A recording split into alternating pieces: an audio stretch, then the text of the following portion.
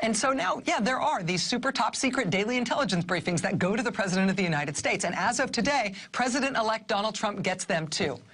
And today, the Russian government said it really was in contact all along with the Trump campaign during the time when U.S. intelligence agencies say the Russian government was interfering in our election and leaking all those tens of thousands of documents from the Hillary Clinton campaign and from the Democratic Party, dribbling out this massive document leak against Clinton in a way that undoubtedly lengthened her odds against Donald Trump in the U.S. presidential campaign.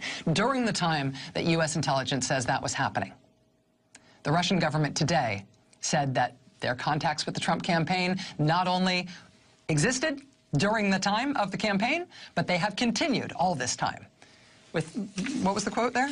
Oh yeah, quite a few members of the Trump campaign. Imagine if something like this had been disclosed ever about any other presidential candidate or any other president-elect.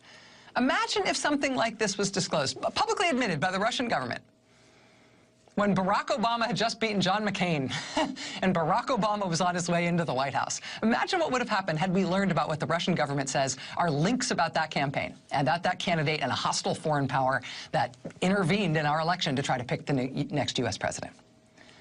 That is now what has happened with the Trump campaign. And now, because he's president-elect, the U.S. intelligence community has to decide what they're going to tell him. What would you do? What would you tell him? Well, for example, would you tell him about any spies that we've got working for us inside the Russian government or inside the Russian military? American pilots are making bombing runs in Syria these days. We are actively militarily engaged in a part of the Syrian civil war. Russia, depending on how you define it, is sort of on the other side of that conflict. They've got their one creaky old aircraft carrier over there for the Syrian theater and everything. Let's say, hypothetically, that we've got some incredible intel on how we're going to outflank Russia in that military fight.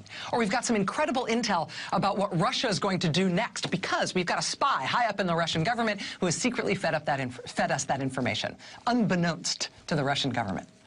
Let's say that information is really important for American national security, for American military strategy, for lots of other things we're doing in the region that all hinge on this one secret that we stole from the Russian government and they don't know that we've got it. Would you tell President-elect Donald Trump that information? Would you tell him the name of the spy that we've got in Putin's inner circle, hypothetically?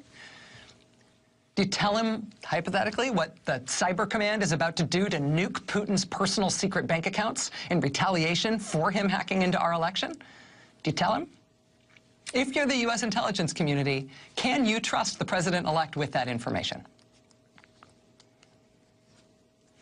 Quote, Russia said it was in contact with President-elect Donald Trump's team during the U.S. election campaign, despite repeated denials by the Republican candidate's advisors.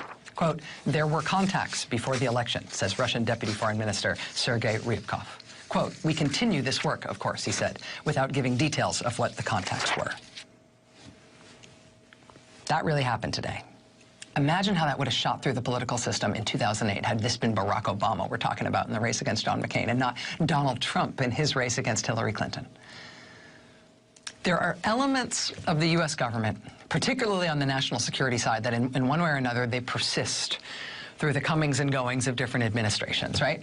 But even though the agencies of the national security apparatus and the military and the intelligence field, they are staffed by mostly career folks, you know, who stay there year in and year out, no matter who the president is, ultimately all of those agencies really do in a specific way answer to the president.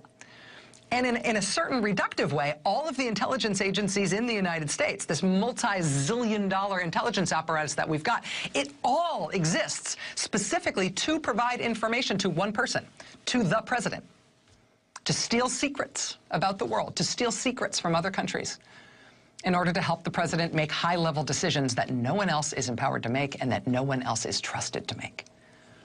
I mean, sensitive intelligence information, it's compartmentalized. The most sensitive intelligence information isn't just compartmentalized. It's incredibly, incredibly closely held. But the most closely held anything, the president can see it. The president gets to see everything. This president-elect said he would plan to meet with Russian President Vladimir Putin after this election, even while President Obama is still in office. The two candidate classified briefings that this president-elect got during the campaign, both of those reportedly included detailed information on the Russian government hacking to influence our election. After both of those briefings from the intelligence community, Donald Trump said publicly he didn't believe the intelligence. He didn't believe the agencies. It was a bogus claim. It was made up. It was just public relations. Donald Trump's most prominent advisor with intelligence-related credentials is retired General Michael Flynn, who was forced out of his job as director of the Defense Intelligence Agency recently, and who last year dined, there he is, with Russian President Vladimir Putin.